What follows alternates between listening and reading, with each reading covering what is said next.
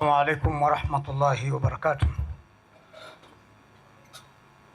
الحمد لله رب العالمين، وأشهد أن لا إله إلا الله وحده لا شريك له، وأشهد أن محمدا عبده ورسوله صلى الله عليه وعلى آله ومن سار على نهجه إلى يوم الدين. اللهم صل على محمد وعلى آل محمد كما صليت على إبراهيم وعلى آل إبراهيم، وبارك على محمد وعلى آل محمد كما باركت على إبراهيم وعلى آل إبراهيم في العالمين إنك حميد مجيد.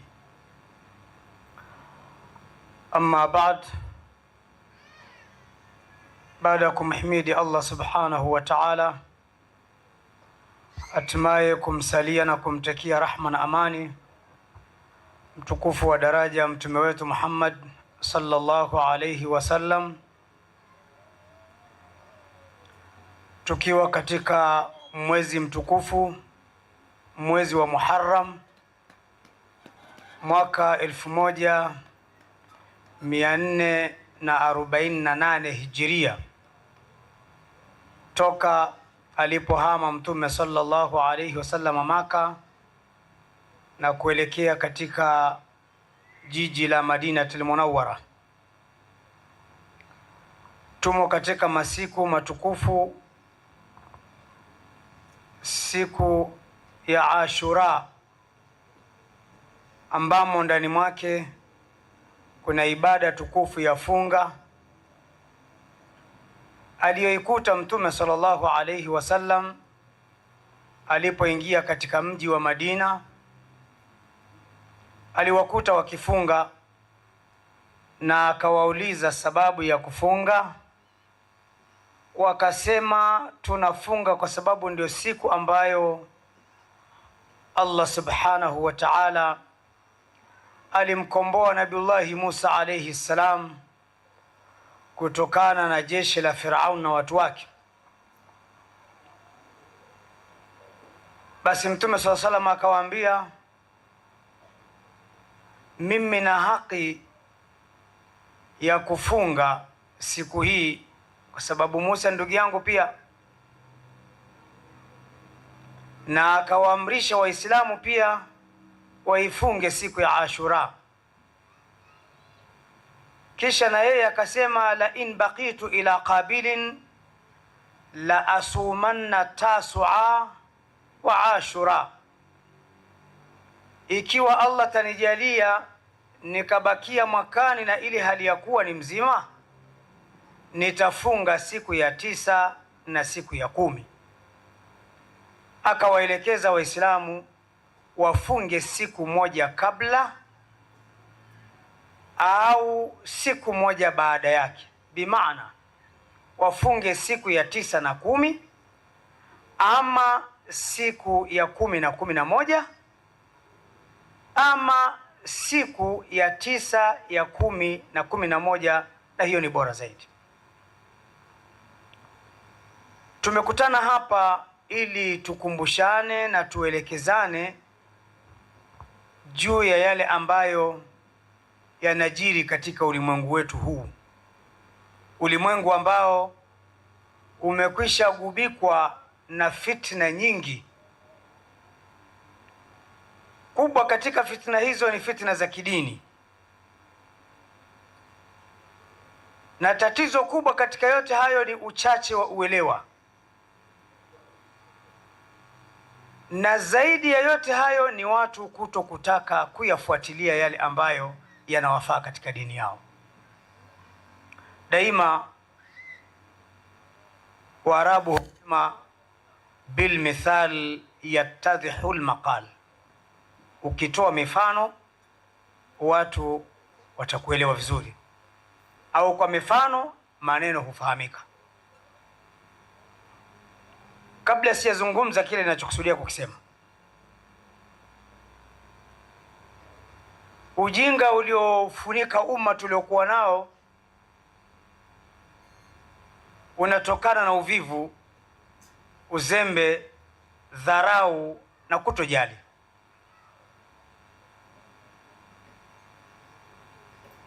Simu hizi tunazotumia hivi sasa, hizi smartphone, mfano mimi natoa, zimo katika mikono ya wengi katika sisi. Simu hizi zimetengenezwa katika nchi za Ulaya. Features na program zake zote ni za kizungu, labda wewe mwenyewe ubadilisha lugha. Lakini pamoja na yote hayo, akina mama wanazo, akina baba wanazo, hata wale ambao wanafanya kazi katika mazingira magumu sana wanazo, na hata yule ambaye kipato chako ni cha duni sana pia anaye. Swali la msingi, nani kawafundisha kutumia?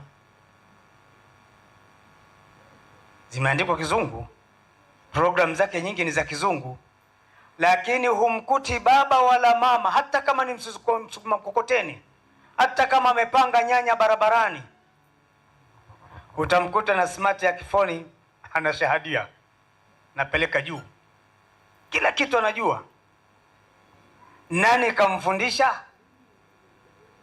Kafanya juhudi, kafanya bidii mpaka akajua atapigaje picha bidhaa zake, ataziuza vipi kwenye mtandao,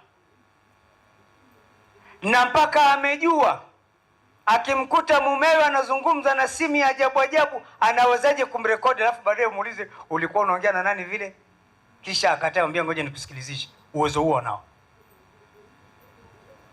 Imeshindikana vipi watu wakashindwa kuzitumia simu hizi ili kujua dini yao? Imeshindikana vipi watu wakashindwa kuutumia muda wao kukaa madrasa kujifundisha japo machache katika dini? Ikiwa mitandao hii watu hawafundishi, wanatumia juhudi na bidii, atauliza viswali vichache vichache tu, au atabofya wewe mpaka atafikia mahali anapotaka. Umeshindwaje kufungua karatasi mpaka ufikie na wewe kuisoma juz'ama? Na walimu wapo na madrasa zipo. Kwa nini imekuwa hivi? Uzembe, dharau, uvivu, wala hakuna kitu kingine. Haya ndiyo yaliyotupelekea wengi katika sisi tunazama, tunachukuliwa na mafuriko ya madhehebu ambayo hayafai.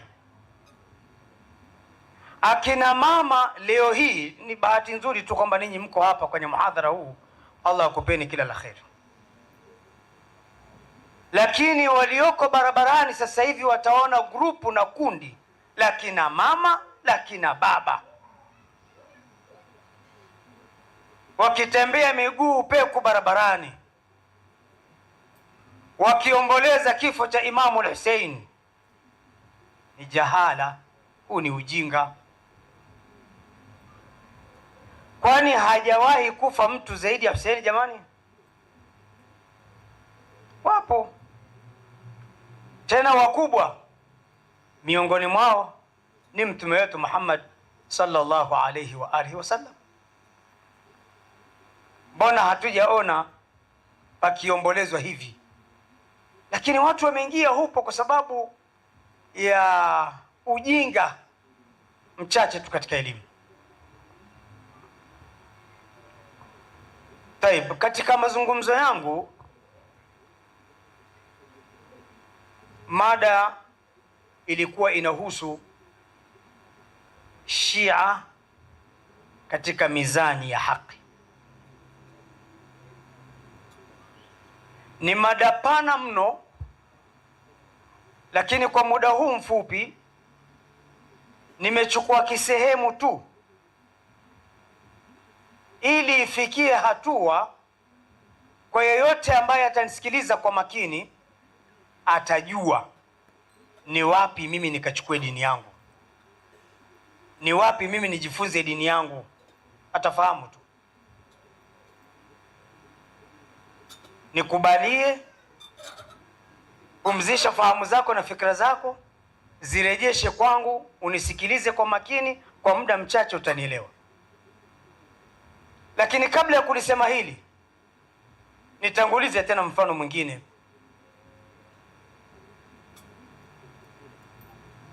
Ikiwa mtu mzazi atathibitisha mbele ya umma au kwa watu au kwenye familia au jamaa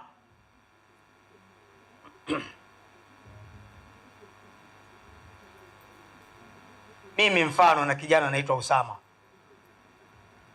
nikakuambieni ninyi nyote hapa kwamba Usama ni mwanangu, kisha anakuja mtu mwingine analizungumza hilo hilo mbele yenu, nami mzazi nikisikia, huenda Usama hayupo, akasema Usama si mwanao, yani Usama haitwi Usama bin Juma, huyu anaitwa Usama bin Jamal au Usama bin Umar, na mimi mzazi ndiye niliyethibitisha kwamba anaitwa Usama bin Juma. Tuko pamoja? Huyu aliyekuja baada ya mazungumzo yangu mimi kuthibitisha kwamba huyu ni mwanangu, kisha yeye akaja akakanusha jambo hilo kwamba siye, hapa mkweli huwa ni nani? Bila shaka mkweli ni mimi, mzazi ni mimi. Toka upatikanaji wa ujauzito wa mama yake kumzaa mtoto huyu nashuhudia, huenda hata na jina hilo nimempa mimi. Kisha anakuja mtu mwingine anakwambia we sio baba yake, na we mtoto huyu si baba, na we baba huyu si mwanao. Na kusudia nini katika mfano huu? Mfano unaokusudia ni huu. Amesema Allah subhanahu wa ta'ala, laqad radiyallahu 'anil mu'minin idh yubayi'unaka tahta ash-shajara. Aya, maelezo mengi ya aya ni marefu, mimi sina haja nayo sana. Laqad radiyallahu 'anil mu'minin, hakika Allah amewaridhia waumini. Hapa ni swali la uelewa mdogo sana, wala halihitaji elimu kubwa. Hivi ilipozungumzwa kwamba Allah amewaridhia waumini, waumini hao walikuwa ni akina nani? Jawabu, waumini hao walikuwa ni masahaba na mtume wao sallallahu alaihi wasallam.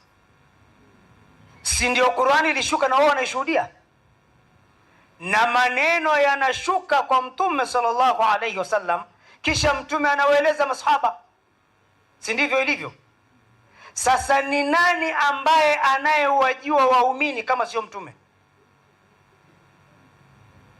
Si ndiye aliyetumwa na Allah kuongoza kwenye dini? Sijui tuko pamoja? Akina mama mnanisikiliza kwa makini, akina baba tuko pamoja? Allah alishusha aya hii, kampa Jibril alayhi salam, nenda kwa mtume kampe maneno haya kwamba hakika Allah amewaridhia waumini, na mtume naye akawaambia waumini, hakika Allah amekuridhieni ninyi. Kisha anakuja mtu mwingine ambaye si mtume, nielewe hapa, anakuja mtu mwingine ambaye si mtume na wala si sahaba na wala hakuwapo wakati aya hii inashuka, wala hajawahi kuishi katika mitaa hiyo ya Maka wala Madina. Kisha anakwambia hao walioridhiwa na Allah hapa sio masahaba. walioridhiwa na Allah hapa sio masahaba, bali alikuwa ni Ali na Hasan na Husaini na Fatima na alu baiti Rasulillahi sallallahu alayhi wa alihi wasallam. Kwa hakika tutasema huyu ni mzushi, si mkweli, ni muongo, hakuwapo na wala hajui. Mfano huu niliokupa hivi punde ndio huu unaotumika hivi sasa kwenye matembezi ya msiba. Kisa mmekisikiliza vizuri kuanzia mwanzo mpaka alipouliwa Imamu al-Hussein. Si kwamba sisi tunaridhika kuuawa kwa Imamu Hussein kama vile ambavyo haturidhiki kwa kuuawa Umar ibn al-Khattab radhiyallahu anhu, na kama vile ambavyo hatujapenda na wala hatukuridhia alivyouawa Uthman ibn Affan radhiyallahu anhu. Hata Mtume sallallahu alayhi wasallam alikaa na maradhi ya sumu iliyowekwa kwenye mkono wa mbuzi, nyama aliyoipenda sana, na aliyefanya hivi ni mwanamke wa Kiyahudi. Huenda pia ni moja katika sababu zilizopelekea kifo cha Mtume Muhammad sallallahu alaihi wasallam. Hatukupenda. Ikiwa ndivyo, Imamu al-Hussein kafia Kufa, Iraq, na kaburi lake liko kule, inakuwaje sisi huku Ngarenaro, Matejo, Kijenge na Arusha mjini tunaomboleza kifo cha Imamu Hussein aliyezikwa Kufa, Karbala, wala kaburi hatujaliona, na waliyemuua sio sisi, wala sisi hatutoulizwa juu ya dhambi ya wale waliomuua, kama vile ambavyo hatuhusiki na mahakama hayo sisi. Amesema Allah subhanahu wa ta'ala, tilka umma, huo ni umma, kad khalat, umekwisha pita, laha ma kasabat, una mambo waliochuma, wala kum ma kasabtum, nanyi mna yenu mliochuma. Hautoulizwa ya wale kama vile ambavyo wale hawatoulizwa yako. Kiherehere cha nini?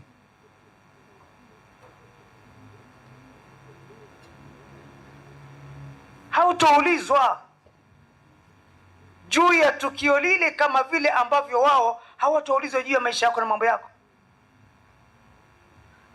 Kwa hivyo shida hapa tunaiona kwamba ni masdar at-talaqi.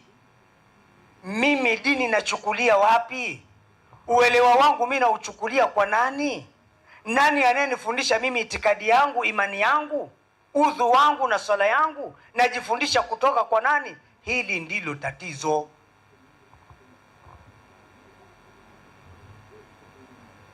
Tumekosa tarehe. Ndio maana nilichukulia mfano wa mtoto, kwa sababu kila mmoja ukimuuliza hapa atakutajia, mimi naitwa fulani bin fulani bin fulani bin fulani bin fulani, uko wetu ulitokea hapa na hapa na hapa na hapa. Lakini kwenye dini hatuko, kwa mtume wetu hatupo. Tufahamu Nabii Muhammad ibn Abdullah ibn Abdul Muttalib ibn Hashim ibn Kinana ibn Khuzaima ibn Idrikata ibn Ilyas, tuende mpaka 2015 tuelewe. Ukielewa hivyo hudanganywi na mtu. Kwenye familia yako hudanganywi na mtu. Hivyo hivyo katika dini kadhalika. Ukaipitia vizuri historia, hutodanganywa. Ndio maana nikasema kwa simu hizi hata vitu vipo mikononi. Rudi katika kitabu kinaitwa Ar-Rahiq Al-Makhtum. Ar-Rahiq Al-Makhtum kimetafsiriwa kwa lugha ya Kiswahili, lugha ya Kizungu, Kiarabu chenyewe kipo hapa hata kwa mzee Magomba, shilingi 15,000 tu. Wewe unatembea na simu ya 500,000, alafu tarehe ya mtume wako huijui na imo kwenye hicho kitabu kidogo tu. Ili ujue nasaba ya mtume wako, dini yake, alubaiti wake, vita vyake, vifo vya masahaba, vifo vya watu wa alubaiti vilikuwaje, hautodanganywa na mtu. Hasa kwa kuyakosa hayo tunakumbwa, tunadanganywa, tunazunguka barabarani, tumebeba vijeneza vya mbao.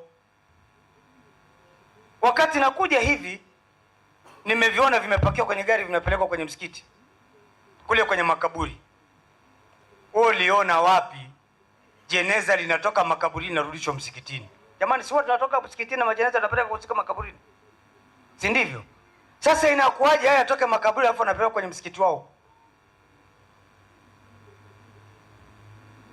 Mtu amefia Iraki, ameuawa Iraki, wewe unakuja kuweka damu kwenye paji la uso. Hii ni akili kweli? Hapa Arusha, Matejo, Ngaramtoni, Ngarenaro, Kijenge, Uswahilini. Jamani, ni kwa sababu hatujui, tumesahau, tumeghafilika. Dini yetu tunachukua wapi? Tunafundishwa na nani? Mimi nataka niseme hapa kwenye masdar at-talaqi, tunapokea wapi sisi dini? Masadiru at-talaqi inda ahli sunna wal jamaa, reference, rejea ya dini kwa ahlu sunna wal jamaa ni hizi kuu zifuatazo. Masdari ya kwanza, reference ya kwanza, mimi dini nachukulia wapi? Haya ni masala khatiri sana, ni muhimu mno kujua. Ukiishi vizuri humu ndani hautodanganywa. Reference namba 1 ni alkitab, ni Qur'ani.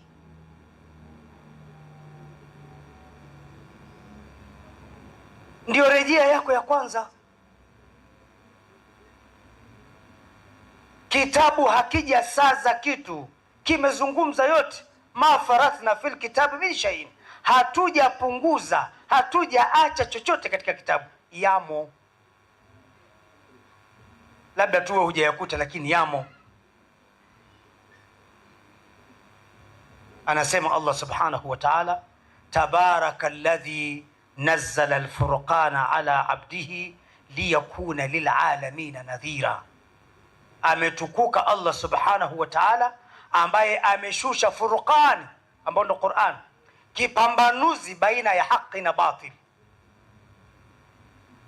Kamshushia mja wake Mtume Muhammad sallallahu alayhi wa alihi wasallam, liyakuna lilalamina nadhiran, ili awe ni mwonyaji na mwelekezaji wa ulimwengu mzima kupitia kitabu hicho. Ndio Qur'an, na ndicho kitabu ambacho ni rejea yako namba 1, ili uonyeke na uongozwe na ufahamu kupitia Qur'ani. Mimi sijui Kiarabu, sijawahi kuisoma Kiarabu, sifahamu. Siku hizi tafsiri, sio siku hizi, muda mrefu tu zipo za Kiswahili. Anza kidogo kidogo. Hii juzu ama ambayo unaitumia kwenye swala kila siku unasali nayo, isome ujue hata tafsiri yake kwa Kiswahili basi. Nini maana ya qul huwallahu ahad? Alam tara kaifa faala rabbuka bi ashabil fil? Kitabu. Na ndio maana Allah subhanahu wa ta'ala, kwa kuwa anatujua, anafahamu, watakuja wazushi, watakuja wenye maneno, watakuja wajuzi wenye kudai kwamba wao wanajua, atake kuambia kwamba huyu sio mwanao na kumbe umemzaa mwenyewe. Akasema Allah subhanahu wa ta'ala, wa makhtalaftum fihi min shay fahukmuhu ila Allah, chochote mtakachokhtalifiana kwacho katika mambo yenu, ndani ya dini yenu, fahukmuhu ila Allah, hukumu yake iko kwa Allah subhanahu wa ta'ala, iko kwake Allah subhanahu wa ta'ala. Katika hili kuna sahaba anaitwa Abdullah ibn Mas'ud radhiyallahu anhu, anasema hivi: walladhi la ilaha ghairu, naapa kwa yule ambaye hakuna mola anayestahiki kuabudiwa kwa haki isipokuwa ni yeye Allah. Ma min kitabillah sura, hakuna sura yoyote iliyomo katika kitabu cha Allah, illa ana a'lam, bali mimi najua, haithu nazalat, wapi ilishukia sura hiyo, nafahamu. Sahaba mjuzi,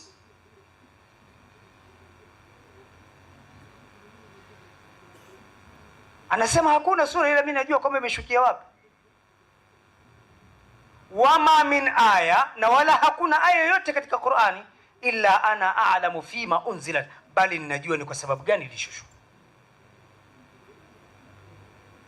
Walau a'lamu ahadan huwa a'lamu bikitabillahi minni tablughuhu al-iblu la rakibtu ilayhi, lau mimi ninajua yoyote katika ulimwengu ambaye anafahamu zaidi yangu kuhusu kitabu cha Allah kuliko mimi, na ikawa sehemu anakoishi mtu huyo ngamia anafika, mimi ningempanda ngamia, ningeenda. Sijui mnanielewa kauli ya sahaba huyu Abdullah ibn Mas'ud? Kama nilivyosema, ukinifuatilia vizuri tu kwa uchache utanielewa. Huyu ni sahaba anasema hakuna aya wala hakuna sura ila ninajua ilishuka wapi na ilishuka kwa nani. Huyu utamdanganya nini? Hawa ndio wale ambao Allah subhanahu wa ta'ala amewaridhia. Laqad radiyallahu 'anil mu'minin. Alafu anakuja mtu ambaye dini yake haifahamu, nasaba yake ina mashaka, baba yake mwenyewe hamjui, huenda hata mama pia hamjui, anakwambia hapa sivyo. Huu si ukijaa huu.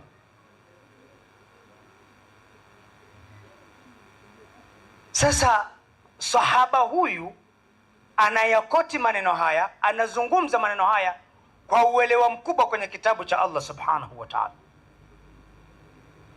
Amesimama katika misingi ya kunukuu, misingi ya uelewa, misingi ya ufahamu. Hakuna kitu kinachombabaisha katika kitabu cha Allah subhanahu wa ta'ala. Alafu aje mtu anakuambia huyu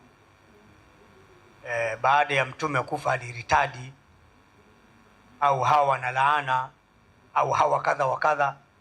Wewe ndio unejua? Mbona haukuishi kwenye zama hizo? Mbona unakuwa mzungumzaji wa maneno ambayo huyajui? Mbona unataka kuzungumza nasaba ambayo huijui? Kwa jambo la kwanza, dini yetu, taratibu zetu zote za kiibada, tuulize Allah amesema nini. Tusiwe kama bendera fata upepo abadan. Uliza. Reference ya pili, rejea yako ya pili, as-sunna. Sunna ni nini? Hiya ma nuqila ani nabii sallallahu alayhi wasallam min qawlin au fi'lin au taqririn, au ma uthira ani nabii sallallahu alayhi wasallam min qawlin au amalin au taqririn au sira au sifa khuluqiyya au khalqiyyan wa hakadha. Tukisema sunna tunamaanisha kile kilichonukuliwa, kilichopokelewa kutoka kwa Mtume sallallahu alaihi wasallam, aidha ni maneno kwamba alisema hivi Mtume, au ni amali kwamba alifanya hivi Mtume, au ni takariri kwamba jambo hili lilifanywa mbele ya Mtume na wala hajakataza, ina maana ameridhia. Au sira, mwenendo, alizaliwa mahali fulani, aliishi sehemu fulani, alifia mahali fulani, alizikwa sehemu fulani, alimuoa fulani, alizaa fulani. Au sifa au muonekano wa Mtume sallallahu alaihi wasallam. Alikuwa ni mrefu wa kawaida, mpana wa mabega mawili, mwenye nywele nyingi, mwenye sura yenye nuru.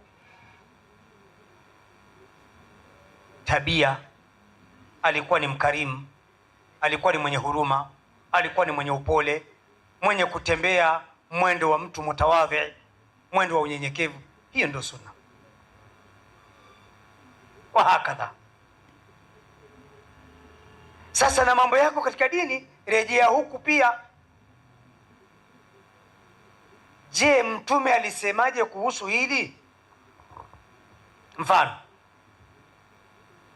Mtume alifiwa, tena alifiwa na familia yake kwa kiasi kikubwa mapema sana. Kwa mfano, mwaka wa 10 toka amepewa utume Mtume SAW ulikuwa ni mwaka wa huzni. Ninyi mmesoma Khulasatun Nurul Yaqin, mnajua alifiwa na baba yake mdogo Abi Talib, na akafiwa na kipenzi chake Khadija binti Khuwailid radhiyallahu anha. Akauita ni mwaka wa huzuni. Alizikaje?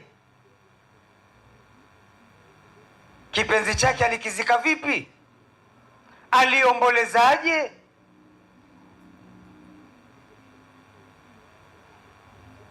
Katika dini ya Kiislamu, msiba lilumum siku 3 tu, pia na taazia na pole. Yawezekana hata siku moja na watu wakatanyika kufanya shughuli zao.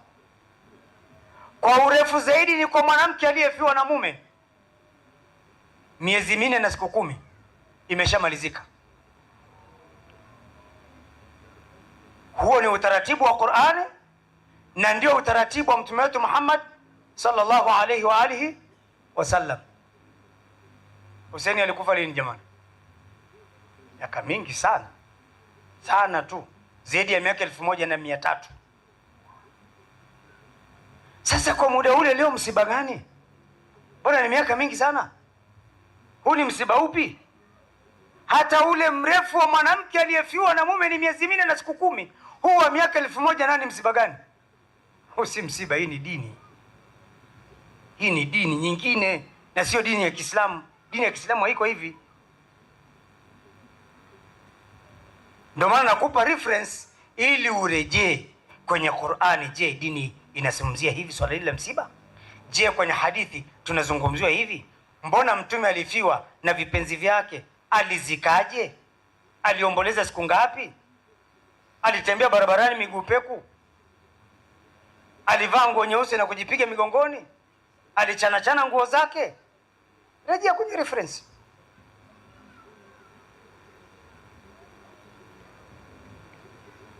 Reference hii ya pili, wakaja baadhi ya watu wazushi. Hadithi za Mtume ziko ambazo ni dhaifu, ziko ambazo hazikubaliki, ziko kadha. Maneno unazungumza ni yale yale nikupa mfano kuanzia mwanzo, lakini jibu lake analitoa Allah subhanahu wa ta'ala mwenye reference namba 1. Anasema wama yantiqu anil hawa in huwa illa wahyun yuha. Ayasemayo Mtume sallallahu alaihi wasallam hatamki tu kwa matamanio nafsi yake, bali ni wahi aliyopewa na Allah subhanahu wa ta'ala.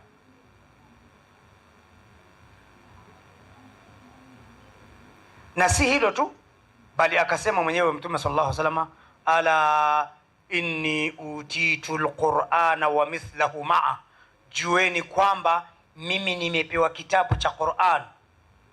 Si ndio reference namba 1?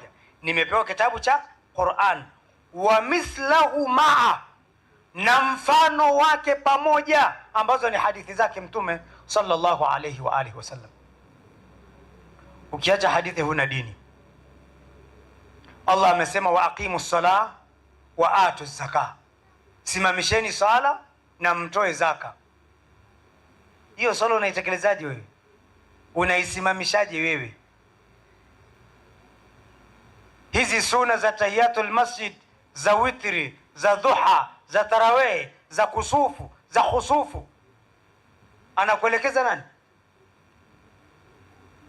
Nani anakufundisha kama si Mtume?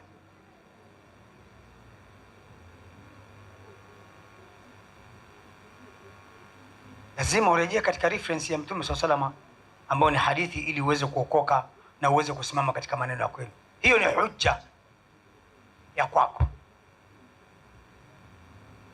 Ndio maana akasema Allah subhanahu wa ta'ala, ya ayyuhalladhina amanu atiu Allah wa atiu rasul. Mimi naishia tu hapa, huko najua kwamba kunaendelea wa ulil amri minkum iko, lakini mtiini Allah na mumtii kadhalika Mtume sallallahu alayhi wa alihi wasallam. Na hata mkikhtalifiana katika mambo yenu ya dini, katika mambo yenu ya biashara, katika mambo yenu ya ndoa, katika mambo yenu ya kimaisha, farudduhu ila Allahi wa rasul, yarejesheni kwa Allah. Amesema nini kuhusu ndoa? Amesema nini kuhusu biashara? Imo kwenye Qur'an. Mtume amesema nini kuhusu ndoa? Amesema nini kuhusu biashara? Imo kwenye hadithi. Huwezi danganywa na mtu,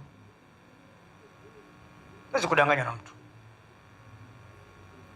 Reference namba 3, al-ijma', kongamano, ittifaq, makubaliano. Makubaliano ya wanazuoni ni hoja. Hawawezi wakaungana wakakaa katika kudurusu aya na hadithi eti kisha wakubaliane katika batil. Abadan, haiwezekani.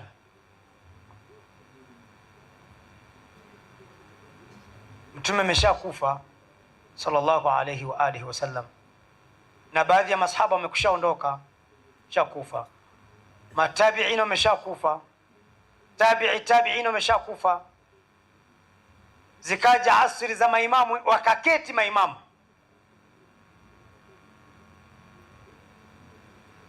wakaanza kudurusu. Huenda wakadurusu mirungi au wakadurusu bangi,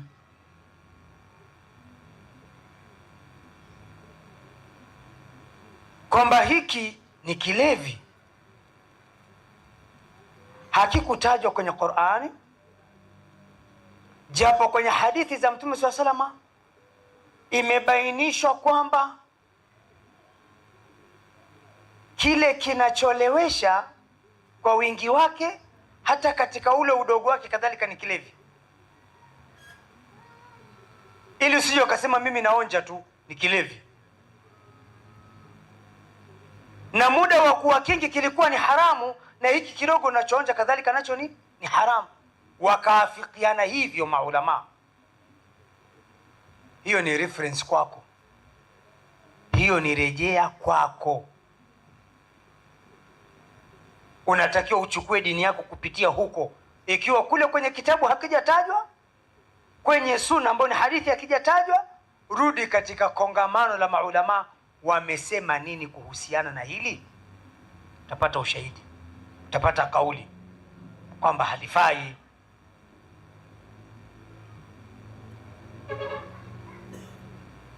Alikwenda mtu siku moja kwa Imamu Shafi'i, Muhammad ibn Idris al-Shafi'i rahimahullahu ta'ala alayhi, akamwambia, Qur'an tunaifahamu, hujja. Hadithi tunafahamu, ni hujja. Hii al-ijma', congregation, mkusanyiko, itifaki ya maulama, hii unatuambia ni hujja kwa kutumia dalili gani?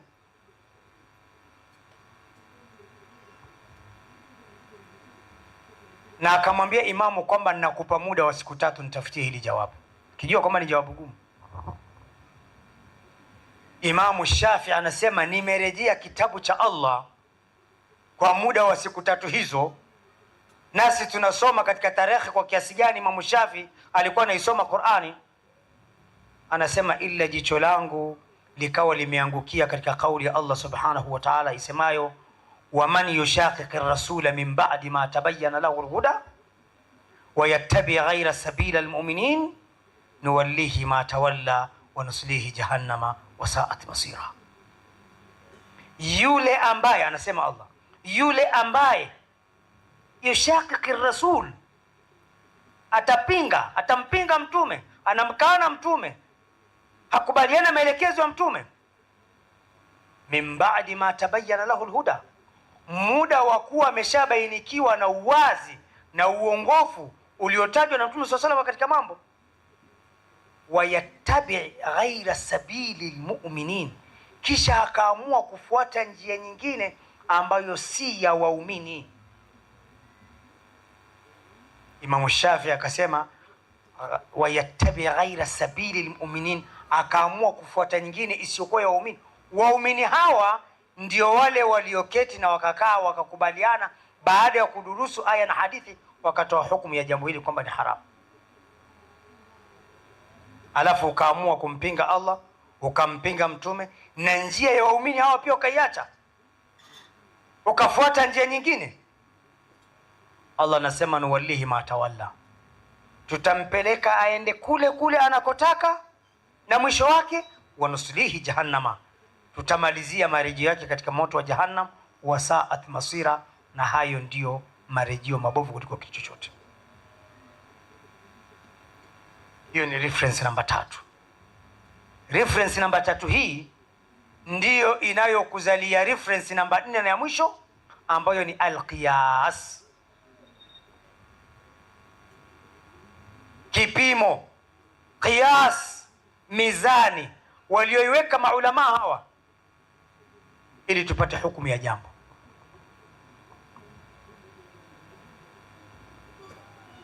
Mirungi kwenye Qur'ani haipo, mirungi kwenye hadithi haipo, sigara kwenye Qur'ani haipo, sigara kwenye hadithi haipo.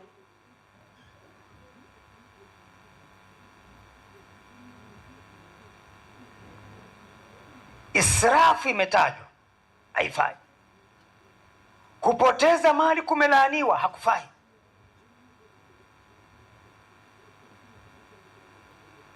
Ni haramu.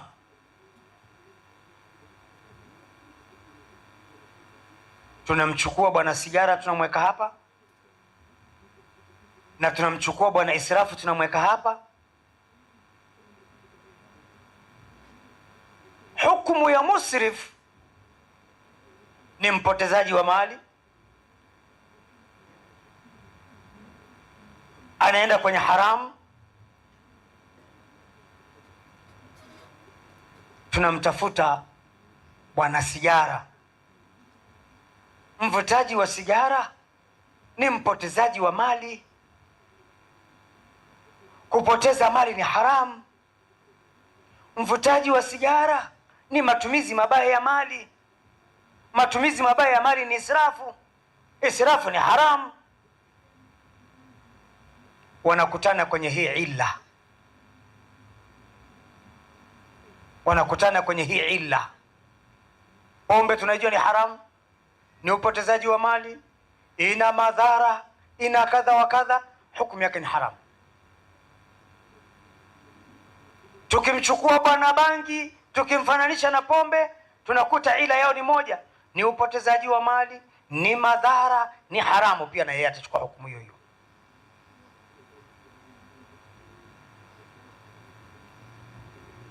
Hizi nukta 4 kwa uchache sana ndiyo rejea zako katika dini yako, ndiyo rejea zako katika dini yako. Sasa Waislamu wa Arusha na maeneo mengine wamevamiwa na fitina ya ushia.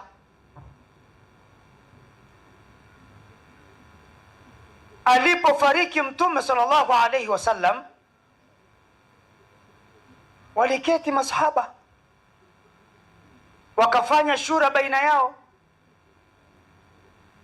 wakakubaliana kwa mujibu wa maelezo na hadithi walizozisoma kwa mtume wao,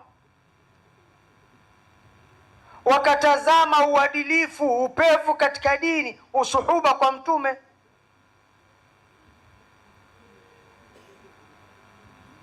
Mtume hakuhusia kwamba nikifa mimi Abubakari ndiye mtawala wa Uislamu.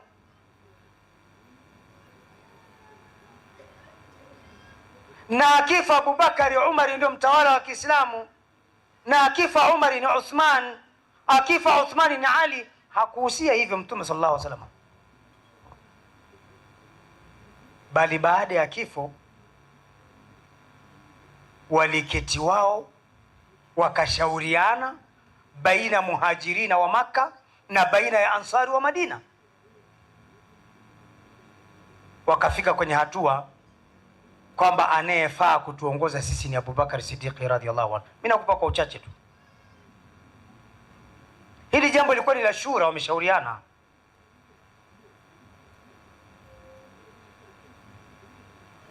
Na hata alipofariki Abubakar kadhalika ni hivyo hivyo, shura hivyo hivyo kwa Umar, na hivyo hivyo kwa Uthman, na hivyo hivyo kwa Ali. Sasa wanakuja wao kwa sababu wanaona wengi katika sisi hatujaijua tarehe yetu, hatujajua vizuri reference zetu, rejea yetu katika dini, kwambia hapa Ali alifanyiwa khiana, bali mtume alihusia akifa yeye Ali ndio atachukua majukumu ya utawala. Sivyo na si kweli, si hivyo na si kweli. Kama lingekuwepo hilo, tungelipata hilo katika hizo reference tulizotaja. Mtume singeacha kueleza, angesema tu,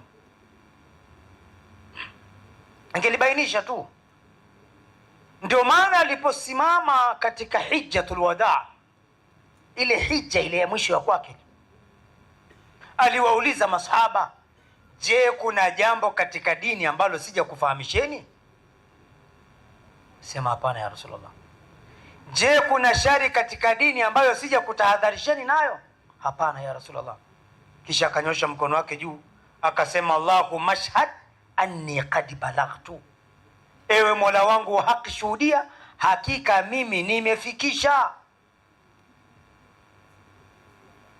Hakuna jambo ambalo Mtume sasa alibakisha kulifikisha kwa watu. Hapa Imamu Nawawi anasema, ajma'u sahaba ala anna al-khalifa idha hadarathu muqaddamatu al-maut wa qabla dhalika yajuzu lahu al-istikhlaf wa yajuzu lahu tarku. Ulama walikubaliana kwamba masahaba wakakubaliana kwamba khalifa, mtawala wa umma, atakapoanza kufikiwa na ile hali ya dalili na alama za kutaka kufa au kabla ya kile kifo, inajuzu kwake kufanya istikhlaf, inajuzu kwake kusema, jamani, nikifa mimi mwanangu ndio atakayechukua majukumu haya, kutokana na vielelezo kadha wa kadha na vivyo vinafaa katika dini. Lakini wayajuzu lahu tarku, na inajuzu. Kisha Imamu akasema, fa in tarakahu faqad iqtada bin nabii sallallahu alaihi wasallam, ikiwa ataliacha hilo la kutohusia, la kutosema fulani awe ni kiongozi baada yangu, atakuwa amefanya vizuri, kwa sababu kamfuata Mtume sallallahu alaihi wasallam fi hadha, katika hili jambo. Maka Mtume alipofariki hakuhusia mtu, kwani alikuwa hana uwezo huo? Mtume sallallahu alaihi wasallam alikuwa na uwezo huo? Kwani huu muqaddamati wa mauti ulikuwa hujamfikia Mtume? Ulimfikia, bali alikuwa anafunika guo katika uso wake, kisha akifungua lile guo anasema as-sala as-sala as-sala as-sala wa ma malakat aymanukum. Jamani, swala swala, jamani, swala, mbukeni swala jamani. Anayezungumza haya Mtume SAW. Msije mkafanya kaburi langu kuwa ni mahali pa kuabudu. Anasema naye bado hajafa, kwa hivyo anajua kwamba anaelekea kwenye kifo. Si angeusia, lakini hakufanya hivyo Mtume sallallahu alayhi wa alihi wasallam. Kisha akasema Allah subhanahu wa ta'ala, wama kana Allah liyudhilla qauman ba'da idh hadahum hatta yubayyina lahum ma yattaqun inna Allaha bikulli shay'in alim. Haikuwa kwa Allah subhanahu wa ta'ala, haikuwa kwa Allah subhanahu wa ta'ala eti awapotoshe watu, apotoshe jamii fulani baada ya kuwa alikwisha iongoza katika dini. Haiwezekani kwa Allah kufanya hivyo, mpaka kwanza Allah subhanahu wa ta'ala awabainishie kila kitu kinachofaa na kisichofaa. Hakika Allah subhanahu wa ta'ala kwa kila kitu yeye ni mjuzi, ili baadaye atakapoamua mwanadamu kwenda kuyafanya yale yasiyofaa atayafanya kwa maamuzi yake, sio kwamba atayafanya kwa ujinga, kwa kutokujua. La, kwa sababu Allah amekwisha bainisha kila kitu. Kwa hivyo watakaosuhubiana naye, watakaisoma dini kwake, kisha na wao wataifundisha baada yake Mtume sallallahu alayhi wa alihi wasallam. Baada ya kuyasema haya, nirudi sasa kwenye mifano. Adhana hii unayoisikia kwenye swala, huyu muadhini katoa wapi adhana? Nani kamfundisha adhana? Soma kwenye vitabu, karudi kwenye reference moja baada nyingine mpaka kwa Mtume Muhammad sallallahu alayhi wa alihi wasallam. Mtume nani kamfundisha adhana? Hata kama ilikuja kwa njia ya njozi, kwa sababu njozi pia ni wahai. Alioteshwa katika njozi kwamba paadhiniwe. Sisi hatupigi kengele, njozi ni wahai, kama ilivyokuja kwa Ibrahim alayhi salam, ya bunayya inni ara fil manami anni adhbahuka fandur madha tara. Ewe mwanangu, mimi nimeoteshwa katika njozi ni kuchinje, tazama unaonaje hili jambo? Njozi.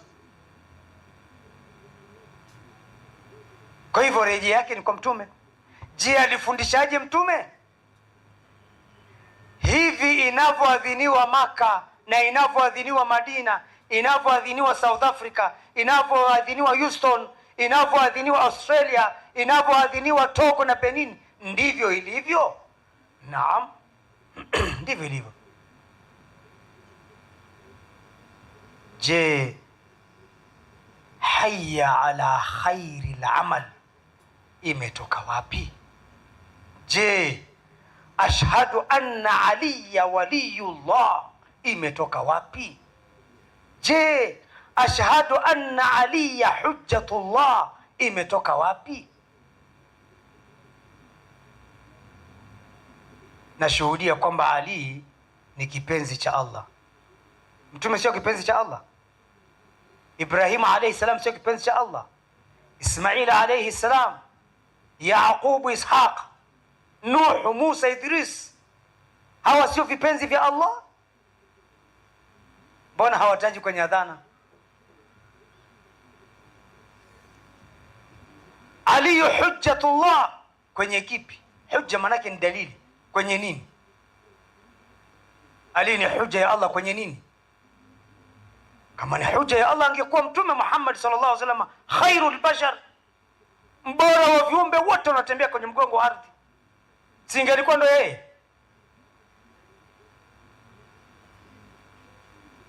Hii adhana ni ya wapi? Ukirudi kwenye reference zako utakuta kwamba haya ni mambo watu wameyapanga, wamepita undaro wao na vitu wanavyojua wao. Kwenye reference haipo.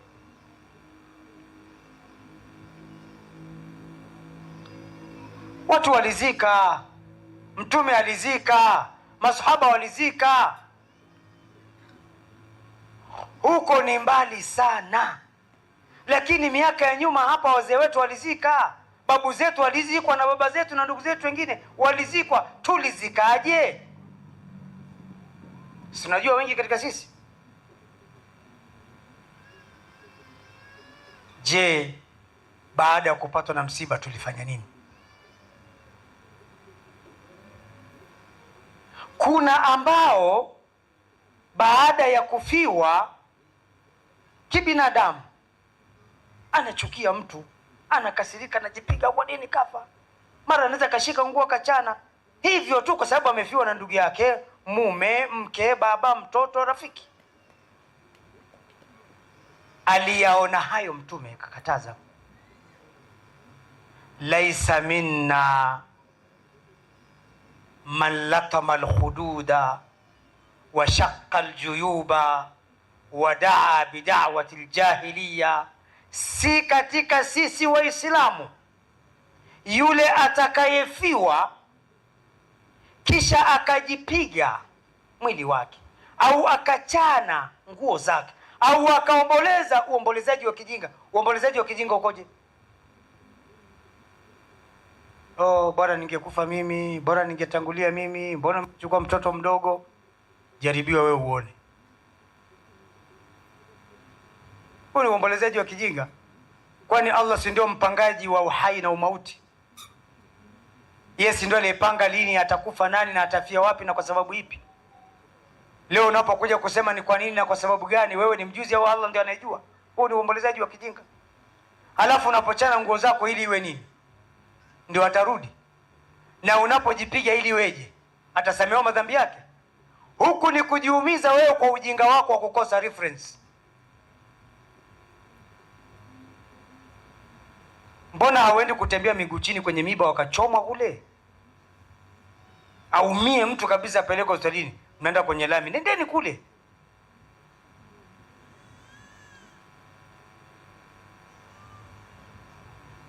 Hayo sio katika rejea zetu. Kisha ukirudi katika baadhi ya mazungumzo kwambia sisi bana wanatuchukulia vibaya tu.